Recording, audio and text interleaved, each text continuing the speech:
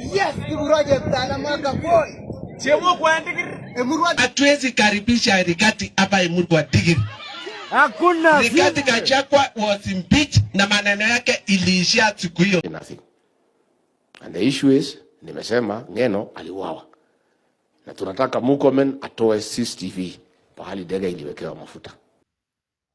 Welcome back to Danese Media. Now, ladies and gentlemen, allow me to begin this political update by asking the CS of Interior, Kipchumba Murkomen, this question.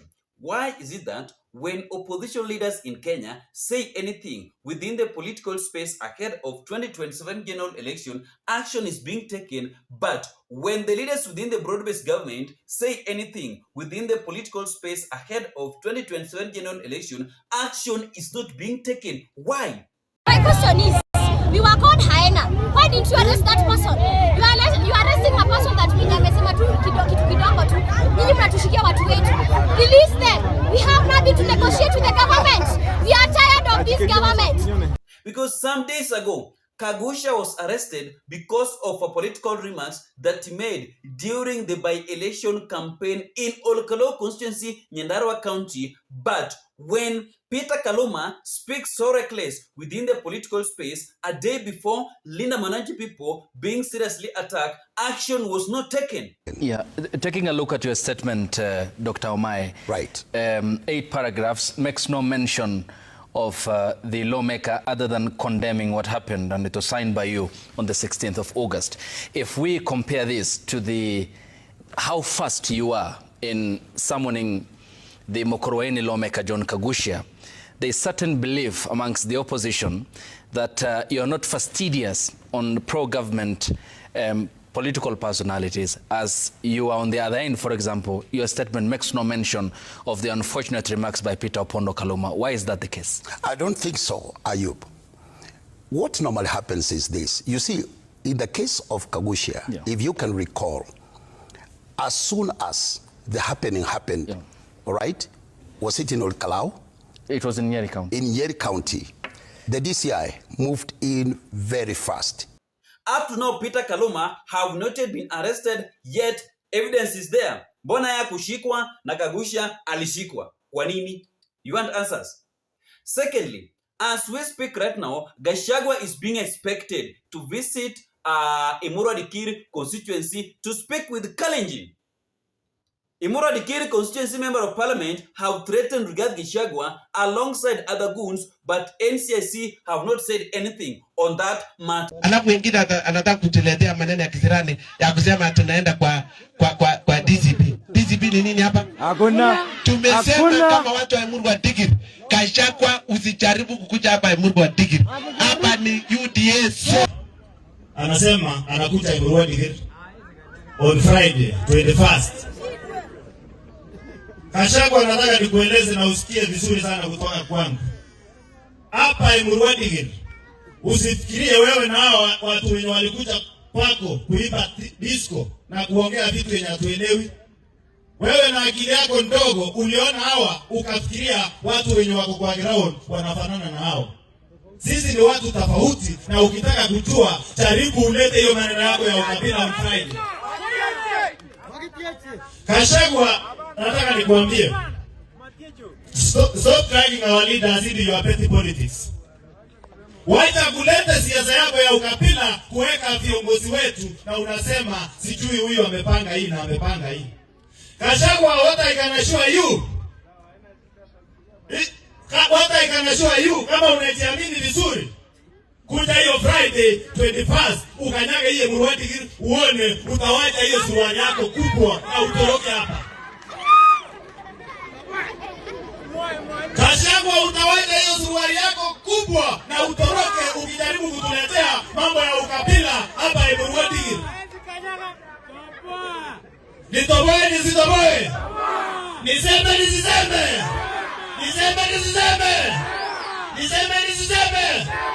Gachagua, Emurwa Dikirr, jua historia ya Emurwa Dikirr. Wewe kama wewe ni mwanaume vizuri, basi we are ready. Wewe kuja, nasikia utakuja na jini. Sisi kitu yenye hatutaki hapa ni mambo ya ukabila. Sisi ni Wakenya wapenda amani. Sisi hatuna hiyo mambo yako ya upuzi ya kuenda kuongea vitu ya ujinga. Hii area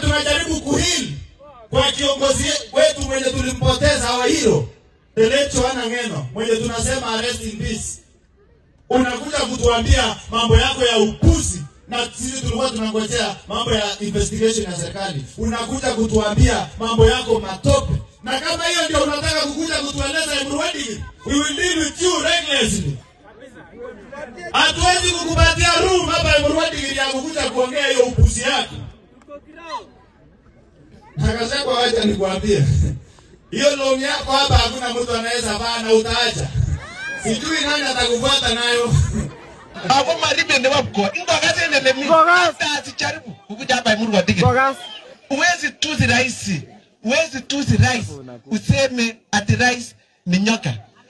Alafu unakuja Murkomen. Hapa ni wapi kwanza? Uwezi kanyaga. If you want to weigh your political stake, don't try it in Murkomen. Go try it elsewhere. Tuta. Kakimwa ukibigati kimyengi kaptikit. Hatuwezi karibisha Rigathi hapa Murkomen. Hakuna. Rigathi Gachagua was impeached na maneno yake iliishia siku hiyo hapo. Alafu wengine anataka kutuletea maneno ya kisirani ya kusema tunaenda kwa DCP. DCP ni nini hapa? Hakuna. Tumesema kama watu wa Murkomen, Gachagua usijaribu kukuja hapa Murkomen. Hapa ni UDA zone. Jani. Wala tukomie.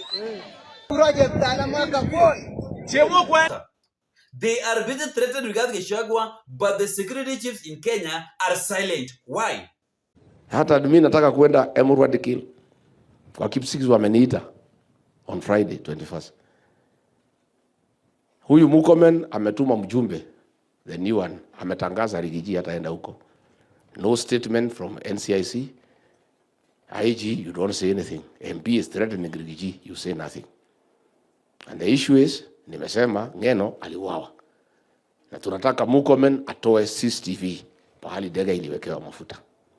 Murkomen, you must tell the Ngeno family, the people of Murkomen and the Kipsigis, what you know about the death of Ngeno.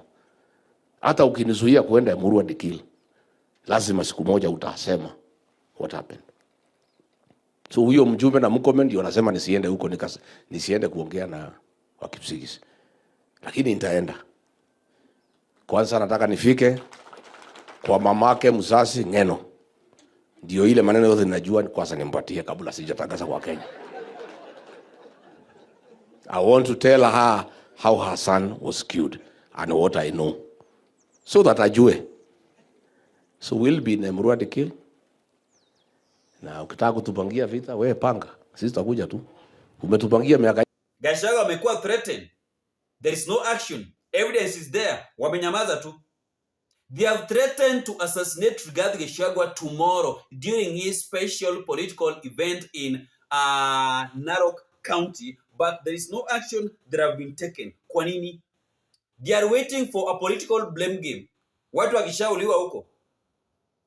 2 people were killed during Lina Mananchi event in Homabay County, but up to now there is no serious action that have been taken concerning to that matter scene that happened there. Kwa nini? Fellow Kenyans, what Gladys Wanga and Peter Kaluma have done in Homabay needs to be repudiated. We need to repudiate their actions in Homabay County. We cannot have leaders who are actually serving us, they're in public office, weaponizing our youth to cause violence and mayhem and terror. This is illegal. This violates the Katiba. I mean, those two need to be arrested. We can't just be joking around with this sort of thing, because if nothing goes on, nothing happens, and they're not held accountable, this will be the norm.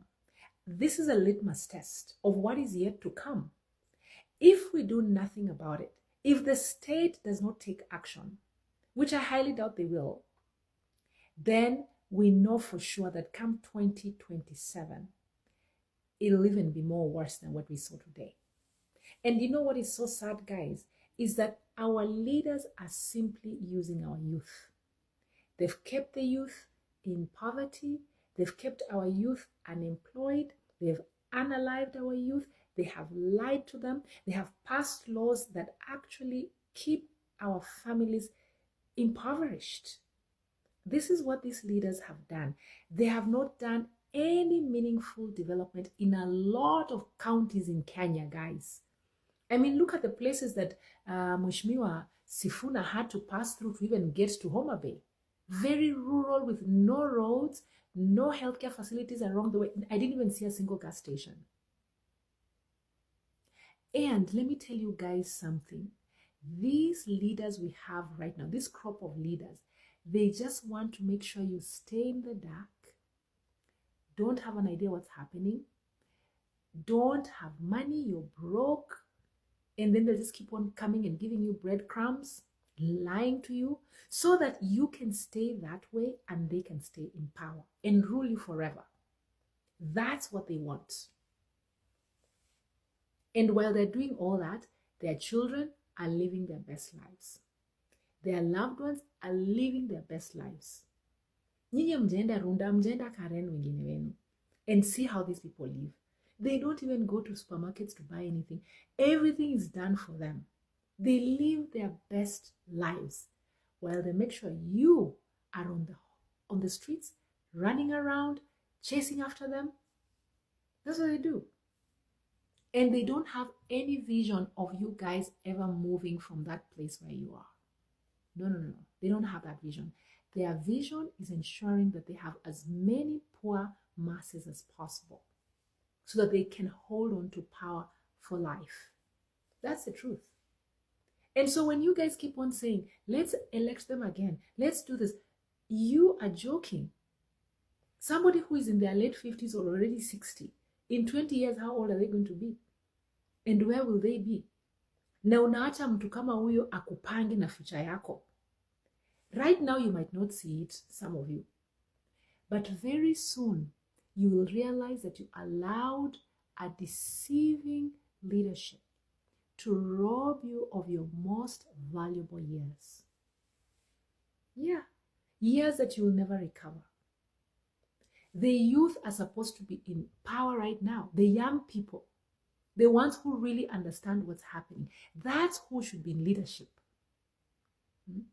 Nyinyi ndio mnafaa kuwa mnatufundisha maneno. Us guys have lived our lives. I've lived my life. So kwa nini mnataka watu wenye ni wazee wameshaishi maisha yao wakuja ati wako ndio wa lead?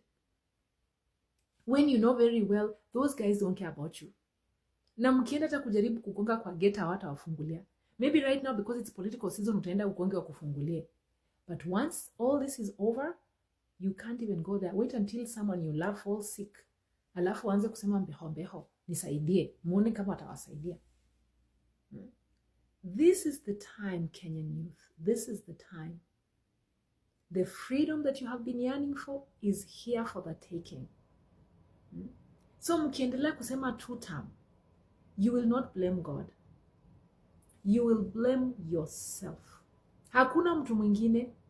It's just going to be you. God says, I present before you life and death, blessings and curses. Choose you today. Choose you today what it is that you want. If you want blessings, they will fall upon you. It's just up to you. Free will. You want leaders who are going to destroy your country? Go ahead. You want leaders who have...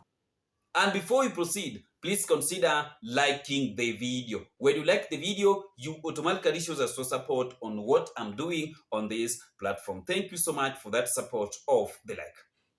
So, ni kwa nini sheria inafanya tu kazi kwa watu ambao wako kwa opposition? How ndio sheria inafanya kazi kwao? Yani right now in Kenya, the law of Kenya, it seems like the law of Kenya is protecting those people that are helping William Samoei Ruto's re-election, that are campaigning for Ruto's re-election ahead of 2027 election on 10th August, Tuesday. Ndio inafanya kazi. Yani saizi, the law is just protecting watu wenye wanaimba 2-term 10 bila break. Any Kenyan citizen, any leader, any politician that is trying to defend the presidency of William Samoei Ruto, law is protecting him. But kama uko kwa 1 term, hata nini ikufanyikie, hakuna mwenye atakushughulikia. Gachagua have even written a letter to the security chiefs in Kenya, led by the CS of Interior Kipchumba Murkomen alongside PS Raymond Omolo, but nothing is being taken. There is video all over social media platform exposing on how a Murkomen constituency MP under UDA party have threatened Rigathi Gachagua. Hakuna kenye nafanyika. NCIC are silent. Wanangoja tu kesho mtu auliwe ama watu wapigwe, vitu zichomeke huko Murkomen constituency ndio anze political blame game. Like right now there is a serious political blame game after the violence that was witnessed in Homa Bay County in different towns. Sasa wamenyamaza tu. They are just waiting for a political blame game so that they can start blaming Gachagua at we kwa nini ulienda huko Murkomen constituency, we warned you, mara nini. Mbona mnamuona? In Kenya, anyone is allowed to do his politics, to play his politics anywhere. Hii maneno ati watu wa Ukambani wasiende Nyanza, watu wa Nyanza wasiende Mount Kenya, watu wa Mount Kenya wasiende Western Region, mara wasiende Nyanza Region, mara watu wa Mount Kenya wasiende Sugoi, huko Kalenjin, should stop. That is not how things should move in this country of Kenya. That is, I don't know how I can say it. Saizi tukisema that saizi Ruto a campaign tu huko kwao Sugoi, hata huko Nairobi asi campaign ama Mombasa asifanye kitu yoyote, how will 2027 be? How will people vote? How will coalition be formed? Tuseme tu kweli, saizi watu wa Nyanza ati wa campaign tu Nyanza kwao. Watu wa Western pia wa campaign tu Western kwao. Hakuna kutoka huko kukuja campaign Mount Kenya ama kuenda wapi? Why?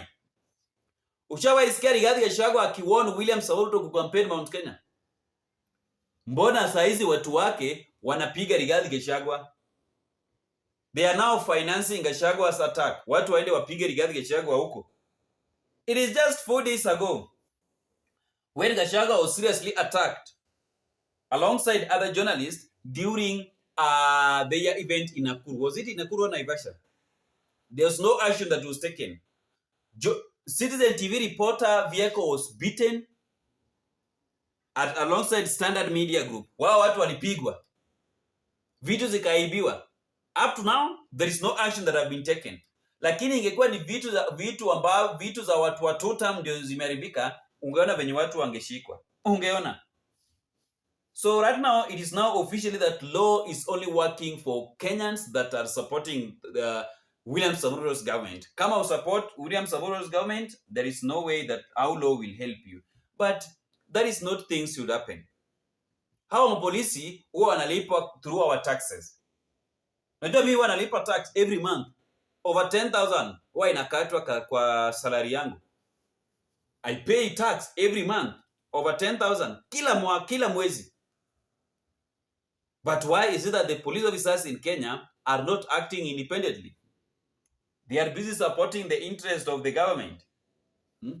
As if when they were being sworn in, they said that they only work for the government alone. No. Any elected president in Kenya should make sure that he serves the interest of the citizen equally without favoring any Kenyan citizen, like what is happening right now. Mwacha kutupima akili ba. Hizi mchezo ambao mnafanya saizi itapeleka hii nchi pabaya. Ni kwa nini? Ndio hiyo Gachagua ametishiwa. Hakuna action yenye imekuwa taken. Hawa watu washa threatened that kesho watapiga Rigathi Gachagua. Evidence is there. NCIC are silent. DCI boss Mohamed Amin is still silent. NIS boss Nordin Haji is still silent. Murkomen is still silent. PS Raymond Omolo is still silent. DIG Douglas Kanja is still silent. Lagat is still silent. Yani hao watu wamenyamaza tu. The OCS, the OCPD from Murkomen constituency is still silent. Why? Why don't you work independently? Why don't you work independently? There is no need of waiting for political blame game after something have happened. It's better you prevent it before it happens. Like right now, Gladys Wanga is now busy pretending that he's crying, that he's condoling with the family of Lorraine in Homa Bay County after the death, unnecessary death that happened, that could have been prevented in Homa Bay. Why are you going there to take pictures? Why are you now looking for sympathy? And you know very well that the mistake was yours. Why didn't you allow that violence to happen there? You could have left opposition leaders on the Linda Mwananchi to do their campaign there freely without being attacked. Tukutane kwa video itakayofuata, wapenzi watazamaji wa Daniz Media. Remember to subscribe, comment, like the video, share, and don't forget to turn on notification bell for more updates daily. Asanteni sana na Mungu awabariki nyinyi wapenzi watazamaji wa Daniz Media. Bye bye.